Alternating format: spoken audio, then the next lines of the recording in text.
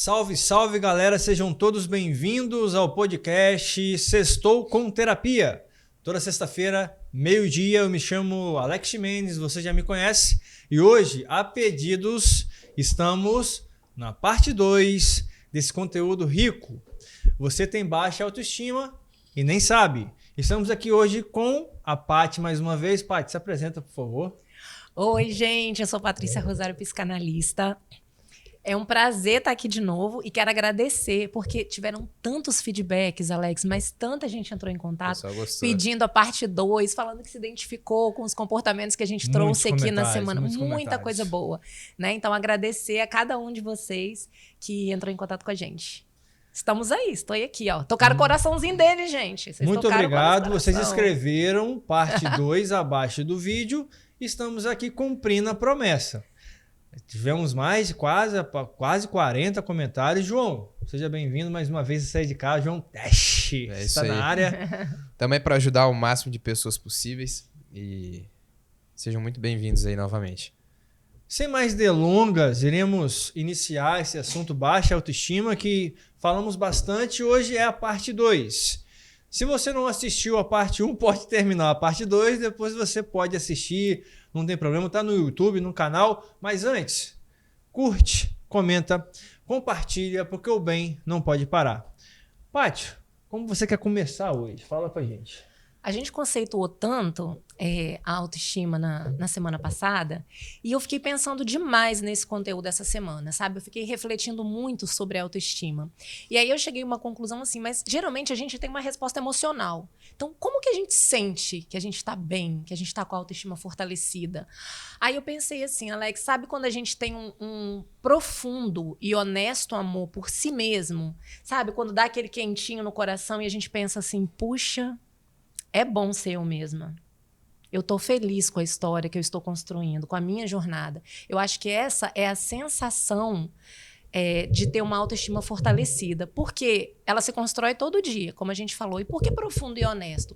Profundo porque a gente olhar mesmo com compaixão para a nossa história, perceber os nossos desafios, aquilo que a gente precisa trabalhar, melhorar, né? Evoluir. Eu preciso desenvolver essas habilidades. Como que eu vou fazer? Como é que eu vou chegar lá e trabalhar para isso, realmente agir, né? E honesto, porque a gente precisa ser muito corajoso para olhar para a nossa vida. Mas é no imperfeito que cabe a mudança, né? Aquilo que está perfeito não precisa ser melhorado, não é mexido. Então, quando a gente é honesto com a gente mesmo e pensa, poxa, isso aqui ó, é muito legal, mas isso aqui eu preciso desenvolver. Eu acho que é no imperfeito que cabe essa melhoria. Então, deu para pensar assim, a semana inteira. Fiz cursos, muita gente entrou em contato, agradecendo, se identificando. E é muito legal saber que a gente toca também no coração das pessoas, né? Além da mente. Eu gostaria de agradecer mais uma vez, porque choveu comentário. Eu queria agradecer a tua curtida, o teu compartilhamento na sexta-feira, meio-dia. Eu acho que foram mais de 40 comentários, curtidas, fora no Instagram, muitos contatos. Essa semana eu fiz uma palestra para o governo, o pessoal comentou sobre o programa. Então, ficamos muito, muito felizes, agradecendo ao Diego Alves Fotografia. E hoje estamos com a Elisângela, Super Elisângela, de volta, fazendo vídeos, fotos. E é interessante isso que você falou, Paty, porque a gente tem uma percepção que a autoestima é ser o super-homem ou a Mulher Maravilha. E você trouxe algo muito profundo que a Brené Brown trata no teu livro, no livro que ela escreveu, A Coragem de Ser Imperfeito. Não existe conexão com você se você não entender e acolher as suas imperfeições. Não existe relação verdadeira com o próximo sem vulnerabilidade. Isso o Marshall Rosenberg, já na comunicação não violenta, tratava.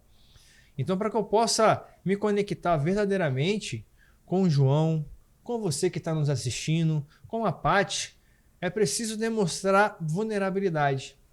Entender que nós somos seres humanos. Entender que nós somos de carne e osso e por que nós vivemos como fôssemos de ferro. E por isso estamos falando desse assunto que foi tão profundo e hoje nós iremos prosseguir. E talvez seja interessante a gente falar, ou a gente falou sobre a dificuldade de falar não, Você lembra, né? Aquela dificuldade de as pessoas têm de falar não. Inclusive, eu postei um vídeo, né? Que a gente conversando ali, batendo um papo legal, João. E eu acho que a gente parou em alguns comportamentos. A gente falou sobre muitos comportamentos. Mas antes de entrar no comportamento, fica aí. O que é o comportamento? Você vai identificar, vai continuar se identificando se você tem essa baixa autoestima ou não.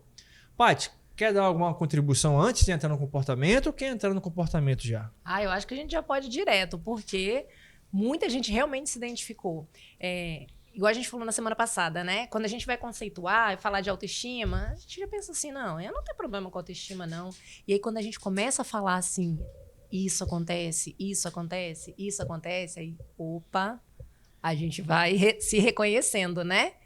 Não, é interessante, eu perguntei pro João, né, semana passada, João, como vai a autoestima? Não, a autoestima vai bem. Aí começou o programa, ele começou a analisar ali, opa, isso aqui pega, e todo mundo pega. Se a gente for analisar mesmo... Uma coisa ou outra. Uma coisa ou outra, todo mundo precisa trabalhar, não adianta falar, e é muito mais profundo. Repito, assiste o programa passado, mas fica presente com a gente. Fica presente. Paty, vamos lá, a pessoa quer se identificar. Falamos alguns comportamentos no programa passado. E qual é o primeiro comportamento que você quer trazer para que a pessoa possa assistir e olhar? Eu tenho essa baixa autoestima, eu preciso trabalhar isso. Porque por onde você quer começar? Porque quem manda aqui é você hoje, entendeu? Fala aí. Eita, tô podendo, hein, gente?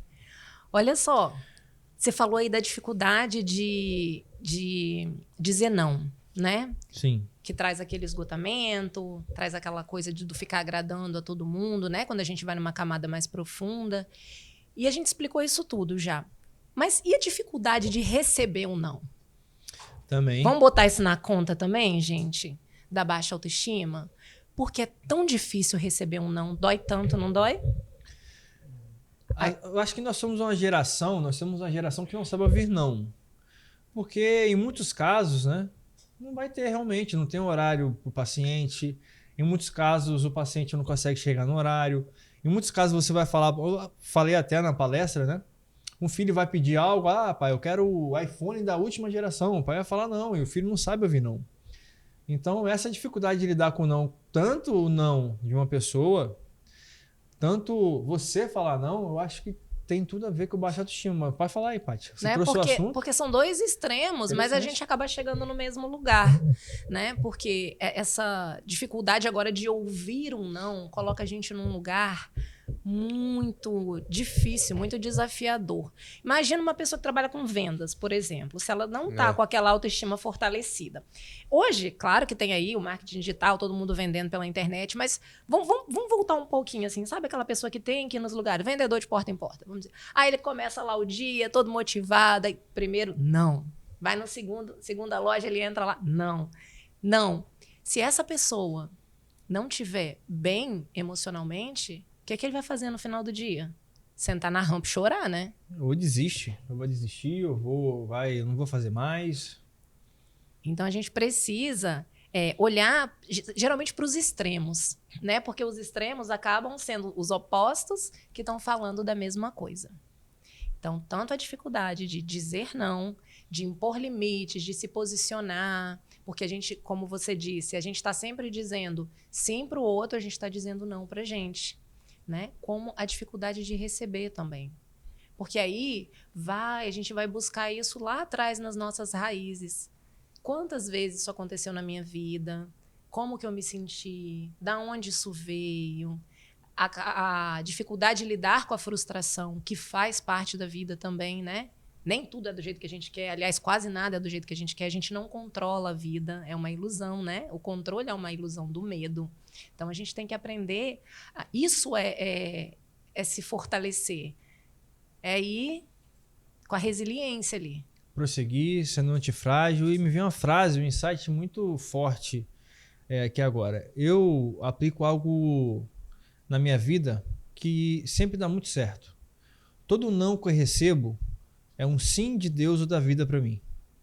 Todo não que eu recebo é um outro caminho que eu vou prosseguir ou um caminho que eu não deveria entrar. Eu tenho trazido para minha vida e tem dado muito certo isso. Ou todo não que eu dou é aquela ideia que a gente falou. Então é muito importante, a gente precisa aprender. Eu posso ouvir um sim, um não ou aguarde. E a gente é uma geração muito imediatista. Então, isso talvez, né, Paty, se encaixe aí também com aquela busca por aprovação. O que você acha? Tem um pouco a ver? Encaixa isso aí? Sim, todo mundo quer ser reconhecido, quer ser validado, quer ser aceito, né? É um comportamento infantil, tá? Porque tem uma diferença de infantil e de infantilizado, né? O infantil é aquela essência, aquilo que joga a gente lá nos nossos primeiros 7 anos, na construção dessa personalidade. O infantil é criativo, ele é espontâneo, né? Ele é inocente, ingênuo, ele quer descobrir o mundo, ele está aberto. Agora, o infantilizado, não. Aí é esse que não sabe lidar com a frustração.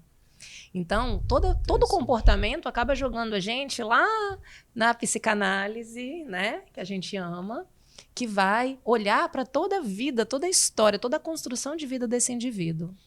O infantilizado é interessante que você olha um adulto, ou uma mulher ou um homem de 40 anos com mente de gente grande, com corpo de adulto, mas com atitude de crianças. É assim que você pode se identificar.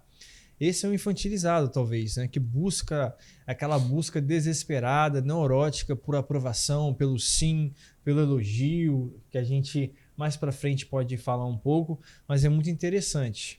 E a gente tem visto muito isso, né? É isso mesmo, Paty? Você quer me corrigir? Tá tudo bem? Não, na verdade a gente só vai complementando, né, Alex? Porque uma coisa vai puxando outra. E aí a gente chega aonde?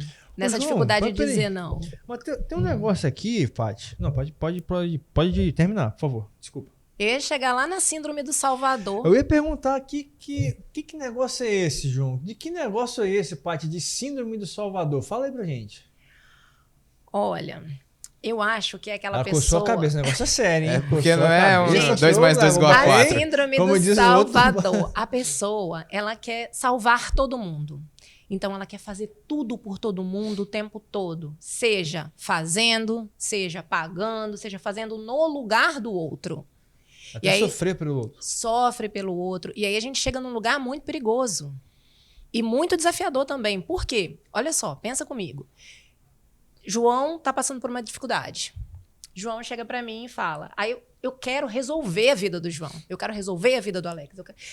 Pensa quem você conhece que é assim. Porque todo mundo conhece alguém que tem a síndrome de Salvador. E aí a pessoa tá esgotada, ela não dá conta da vida dela, ela fica exausta, né? E outra coisa, quando eu acho que o João não consegue resolver o problema dele, ou seja, eu tenho dó do João, nossa, tadinho do João, eu tô com uma superioridade moral, né? Eu achar que eu posso resolver o problema dele. Eu não estou acreditando nele. Aquela velha dinâmica, vou me colocar no lugar dele. É impossível, né? Pra onde João vai se eu me coloco no lugar dele, né? Sim, e aí a gente pode, assim, apoiar. Claro que a gente vai apoiar, a gente vai ajudar. Mas a gente tem que tomar muito cuidado com o fazer pelo outro. Entende? Porque senão a gente duvida da capacidade do outro de fazer, né? Aquela ideia, né? Eu dou a vara de pescar, mas não vou pescar para ele. Ele vai lá e tem que pescar. E nós, como terapeutas, entendemos um pouco disso. A gente não pode obrigar o paciente a fazer. Ele tem que tomar a decisão e caminhar. Interessantíssimo essa síndrome do Salvador. Olha só, já deu para curtir, comentar e compartilhar. Eu sei que você já vai curtir aí. Que aqui o conteúdo é caldo grosso, como diz o outro. Se você se identificou, já bota nos comentários aí também. Eu tenho uma professora que eu vou replicar o que ela fala. Ela fala, Cecília Laureano, uma especialização que eu faço em focalização, que ela diz assim, eu sou uma salvadora em tratamento. Fantástico o que ela fala, sensacional, e todos nós somos. Maravilhoso, Paty. Mas aqui... Tem uns temas aqui que eu quero passar por eles, porque eu não quero deixar... Lá. Então, né, aqui eu fiquei curioso. Dificuldade de receber. Me explica o que é isso. Quem tem baixa autoestima tem dificuldade de receber? Tem dificuldade de receber afeto, cuidado, carinho. É aquela pessoa que ela acha que ela tem que doar mais. Ela tá sempre se doando mais nas relações e ela tem dificuldade de receber. Às vezes tem dificuldade de receber um presente, um elogio. A pessoa fica sem graça. A pessoa, se elogia a roupa, elogia qualquer coisa, a pessoa dá um jeito de se desmerecer. Sabe? Aquela assim, nossa, que blusa bonita. Ah, minha baratinha, comprei ele. É baratinho, não. E a gente faz sem perceber, são comportamentos que a gente faz sem perceber, Inconsciente. mas é uma maneira da gente estar invalidando, né, a si mesmo. Eu estou diminuindo o meu valor. Por quê? Então, quando elogio o João, ele vai, não, a camisa que eu comprei ali, comprei no promoção, brechó, promoção. Tenta distorcer o elogio do Alex. É isso mesmo? Seria mais interessante. Sim, dificuldade Conhece alguém de assim, receber. João? Conheço. Muita gente? Um bocado. Você quer identificar uma pessoa com a dificuldade de receber? Melhor Deixa não. em Você off. quer? Não, eu vou identificar. Eu quero que você se identifique aí que está nos assistindo. Se você está numa palestra e recebe aplauso e bate palma junto, você tem dificuldade de receber. Se você está no seu aniversário e todo mundo está batendo parabéns para você e você bate palma junto, você tem dificuldade de receber, logo você tem baixa autoestima. Aprende essa. Uma super dica para quem estudou bastante crença limitante. Paty, Olha, gente, eu acabei de aprender, tá? Porque eu bato palma porque eu acho que eu tô comemorando junto. Pois então, características de crenças e de baixa autoestima. Então, todo mundo tem que trabalhar. A gente tá aqui no bolo, tá, pessoal? A gente não tá fugindo, não. Claro, é isso que conecta, né? Isso que conecta. A gente acabou de falar de imperfeito. Vulneráveis, né, João? Nós Foi como o Alex falou, a gente encontra vários traços desse aqui, né? A gente vai passando e fala, pô, isso aqui eu tenho na minha vida. Não, aquilo lá eu já superei. E por aí vai. E por vezes, né, eu falo, né, aí vai, o pessoal me aplaude, eu vou bato para opa, peraí, tô recebendo. Se o pessoal tá me aplaudindo, eu preciso fazer o quê? Receber. Normalmente, o que um artista faz? Ele reverencia, agradece, não é isso? E vai embora. Então, agora tem uma frase que eu gosto muito, Paty. Antes de receber, você precisa merecer. Para merecer, você precisa trabalhar muito, se dedicar. Você precisa entender, identificar-se. Então, você não vai receber da vida, a Paty até falou no podcast passado, você recebe da vida aquilo que você está fazendo, como você é tratado da maneira que você trata, trata a vida. Então, antes de receber, eu preciso merecer. E para merecer, assuntos dos próximos podcasts, crenças e crenças nucleares e limitantes, enfim, volta aqui. Eu falei mesmo, a vida te trata como você se trata. Tá vendo? Né? A memória tá boa, hein? A memória tá boa. Isso? Lembra, João? Sim. E aí, olha só, a gente falando de opostos, né? Que levam ao mesmo lugar. Mas por quê? Porque a gente tá buscando aqui um equilíbrio. Claro. Quando a gente fala da dificuldade de receber, qual que é o outro comportamento que é extremo, tá lá do outro lado, na outra ponta, mas tá falando a mesma coisa. Tem gente que cobra tudo de todo mundo o tempo todo. Você já reparou isso? Essa é outra característica de quem tem baixa autoestima, o cobrador. É o cobrador. Todo mundo tá devendo a ele. Ah, entendi. Fantástico essa, hein? A vida deve ele, o pai, a mãe, a Paty me deve, o Alex também, João, todo mundo deve ele. Todo mundo deve. Deixa eu falar uma frase, ninguém te deve nada, tá bom? Então, ninguém te deve nada. Beijo, por favor, com todo carinho, Paty. Pode prosseguir. Acaba mesmo sugando, sendo egoísta, achando que todo mundo tem que fazer tudo o tempo todo pra pessoa. Fazer tudo pra ele, tudo que ele pede, assim. Pode falar, Paty. Pode prosseguir. Deixa eu fazer uma pergunta, então. Isso daí seria um reflexo do medo que a pessoa tem? Igual você falou lá no início. O medo... o cara tem aquela necessidade de controlar tudo, né? Eu sou o dono da minha vida, eu controlo tudo, mas isso daí esconde o medo que ele tem da própria vida. Essas características seriam um reflexo do medo que essa pessoa tem? João, por quê?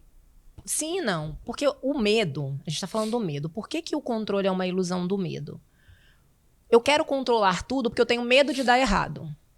Então, com esse medo de dar errado, o que as pessoas vão pensar de mim? Aí entra o medo do julgamento, o medo da crítica. E aí a gente vai cair lá no perfeccionismo. Fala assim, a gente fala perfeccionista como se fosse um elogio. Nossa, eu sou perfeccionista. Mas o que está escondendo? O que esse perfeccionismo está escondendo? O medo de errar. Porque se eu errar, como que eu vou ser vista? As pessoas vão me julgar, as pessoas vão me criticar. Então, assim, o medo, ele tá permeando ali todas as relações. Mas o medo na nossa vida, ele serve para ser uma vírgula, um sinal de alerta. Olha, você está em perigo. Quando esse medo é exacerbado, ele paralisa. Sim. Né? Então, a gente vai quero sempre fazer alguma coisa, aí começa a procrastinar. Ah, não vou fazer agora, vou fazer depois. Por quê? Às vezes o medo de dar errado, o medo de chegar no final, o medo de dar certo. Então a gente tem que olhar para isso tudo de uma forma geral, sabe? E é interessante porque a pessoa que ela é controladora, ela quer controlar os fatos e as coisas para que tudo saia do jeito dela e ela não tenha o descontrole da situação. Esse é o medo da pessoa. E normalmente o ser humano tem medo de algumas coisas. Medo da morte, medo de empobrecer ou não conseguir pagar suas contas. Ele tem medo de doença, só que sabe qual é o maior medo do ser humano? Feito por pesquisa? Medo de ousar. Medo de entrar em público, de falar em público, medo de fazer um vídeo, medo de ousar, ele é maior do que o medo da morte. Olha como isso é interessante. Pelo medo do julgamento, para não querer aparecer ou receber uma crítica. É interessante aqui, Paty, porque normalmente quem cobra muito dos outros se cobra muito também. E isso destrói a autoestima da pessoa. Porque da mesma forma que eu cobro a Paty, eu vou me cobrar. E eu não consigo, por exemplo, entrar em ação porque eu estou sempre refazendo. E se eu me vejo como vítima, como uma pessoa que o mundo inteiro me deve, eu vou sempre me colocar num lugar, num pedestal. Eu vou sempre querer me mostrar, né, como alguém muito altivo, que sei tudo, mas na verdade eu estou lá embaixo. A minha autoestima tá destruída, eu não consigo colocar um projeto, eu não consigo receber, eu não consigo entrar em ação, e muitos outros casos, né, Paty? Pode prosseguir. Tem algo para propor, Paty, por acaso, por exemplo, se a pessoa se identificou, tem alguma coisa que você queira falar, fazer, pode continuar, pode prosseguir. Você falou assim, dificuldade de fazer uma palestra, dificuldade de se expor. E aí também a necessidade de se aparecer. Também está escondendo uma autoestima, né? Hoje aí, no tempo de likes e curtidas, né? Essa necessidade demasiada de aparecer é para se autoafirmar. Por quê? Porque a gente se vê também pelo olhar do outro. O que você acha disso? Então, isso tem dois extremos, né? Existe a pessoa que tem a baixa autoestima e existe a pessoa, existe o extremo também do transtorno narcisismo, ou transtorno narcísico, melhor dizendo. Então a gente precisa de um equilíbrio, né? E esse fato também de se olhar ou se enxergar através do olhar de outro alguém, por vezes é um pouco perigoso, né? Porque isso pode também gerar crítica ou pode também, naquela ideia da identidade, se eu não me defino, se eu não sei quem eu sou, eu vou ter ações que não são de acordo com os meus valores, com as minhas crenças. Eu vou querer fazer algo para te agradar, para agradar o João, para agradar as pessoas da internet. Quer dizer, eu não vou me conectar comigo, eu vou me desconectar com a minha essência, eu poderia falar assim. Então acaba que eu vou fazer um monte de coisa, várias coisas para ser um agradador, para agradar, mas nada para fazer os meus projetos ou tocar aquilo que eu quero. E aí, Paty? Outra coisa também, a pessoa que evita conflito. Evitar conflito. Então, quem evita conflito tem baixa autoestima. Sim. Então a pessoa não foge do conflito. Ou, vamos falar assim, aí eu acho interessante dividir aqui. Conflito é algo saudável. Conflito é quando eu tenho o meu ponto de vista, o João tem um dele, Elisângela pode ter o dela, e você tem o seu. A gente senta, conversa e chega num consenso. Isso é um conflito. Confronto não, confronto é uma guerra. Confronto é a briga da internet, é a briga do WhatsApp. Então, dentro de pontos de vistas, eu consigo ficar ou aumentar minha sabedoria, porque eu vou aprender com a Paty. Agora, então o conflito é saudável. Um conflito, o que é um conflito? É uma conversa saudável. Agora, o confronto não. O confronto já vira guerra, já vira aquela briga que a gente percebeu aí, famílias que não se falam até hoje por conta de política e etc. Então, mas quando a gente também fala de conflito com o outro, eu trago também a visão para o conflito com si mesmo. Às vezes a pessoa está num relacionamento falido, num emprego que ela não gosta, e ela tem um medo de arriscar, que você falou, e ela não avança, porque ela tem medo desse conflito. Ela não gosta de se expor porque ela não tem força de se posicionar, de dizer o que ela quer. Aí acaba ficando naquela vidinha estagnada, né? A vida fica parada. Legal por medo de arriscar. Isso aí. O legal é que a gente pode também colocar na palavra conflito, a palavra substituir também pelo problema, né? pessoa que foge do conflito, a pessoa que foge do problema, né? O cara não consegue solucionar um problema que aparece na frente dele, tá sempre fugindo. Essa tendência na vida dele é um reflexo, né, de baixa autoestima. E por vezes a gente se pega em situações como essa, né? Achei interessante. Quando a gente chega, se depara com um conflito, ou um problema, ou uma situação, ou um desafio, né? A gente sempre tem uma tendência a ceder. Então, assim, toda vez que a gente avança, eu vou, mas eu vou com medo mesmo. Mas eu vou me permitir, eu vou arriscar, eu vou ousar. O nosso cérebro, ele trabalha com previsão. Então, ele fala assim, opa, a Patrícia tem medo daquilo ali. Então, diante da primeira cena de possibilidade de eu passar por aquilo, a minha mente vai tentar me proteger. Eu vou recuar. Só que se eu estiver sempre recuando, vai passar um tempo e eu vou falar assim, cara, minha vida tá parada, minha vida não anda e eu não vou entender por quê. E toda vez que a gente reconhece esse desafio, reconhece como a gente reage àquele desafio, a esse medo que você colocou, mas a gente avança ainda que com medo, o nosso cérebro precisa se reprogramar. Ele, opa, a previsão era ela recuar, mas ela foi agora. E aí a gente vai aumentando a neuroplasticidade, a gente vai criando novas conexões, a gente vai reprogramando a nossa mente. E aí a gente vai se fortalecendo, porque a gente se surpreende com a gente mesmo. Isso aí, né? isso aí que você falou é fundamental, porque a gente se ousar, né, treinar diversos movimentos, às vezes, durante o dia de ousadia, é bom, porque você vai gravando essa mensagem no seu cérebro. Você vai gravando ser ousado em diversas situações pequenas para quando chegar um conflito aparente ou um problema, você já ter a tendência de ousar traspassá-lo, né? Do que fugir. Então é exatamente isso que você falou.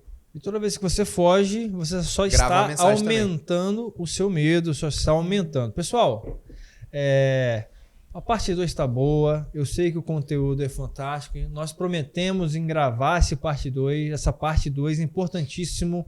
Curte, compartilhe, comenta.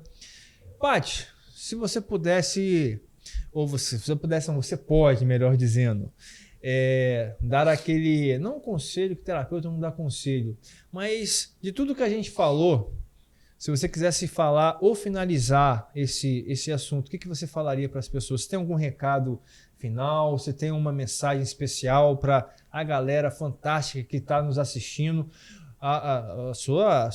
Seu time é forte, hein? Meu time é forte, você viu, né? Fala pra você gente. sentiu, a galera é maravilhosa, são lindos.